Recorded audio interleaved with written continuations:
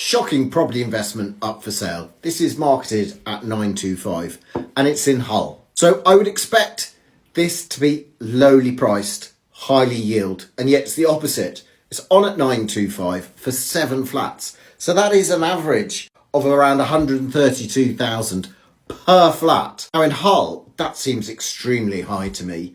And the yield off this, because the rental income is just over 35,800, and therefore you've kind of got a 3.8% yield on this price.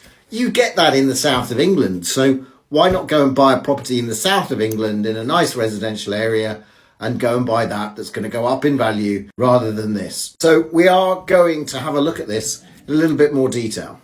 It does have a garage and a yard at the back, and it does actually look quite nice inside. So you've got an average rental of about 425 per month for these flats. It doesn't say, and one of the other things I get annoyed about is sometimes they don't do the descriptions any justice. So how can you make a decision or even want to be motivated to inquire about something like this? Because it doesn't tell you how many bedrooms there are, what size the flats are. So it is a bit of a poor listing, and they put it on at a high price. Why has this been done like this? I don't know. But as I said, it does look okay inside. And that's maybe why they put it up for this high price. Maybe I'm completely wrong, but I don't think flats in this area go for 130 odd thousand. In fact, I had a look around to see if there are any other blocks up for sale. I found this lovely building here for £1 million, so similar price. But instead of 7 flats inside, it is 14, twice the number of properties inside.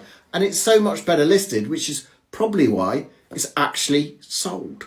Because you've got 80k per annum, it describes what all the different flats are. It's the same agent, so why is the listing so different? Who knows why estate agents do what they do? But this, therefore, if someone is willing to pay £1 million for this building, it's going to get like an 8% yield as opposed to a 3.8, 3.9% yield on the other building. So which one are you going to buy for? It's obvious, really, isn't it? If you were going to buy, and I've been looking for a block of flats, investors at this level want decent returns. So I can't see it selling for 925.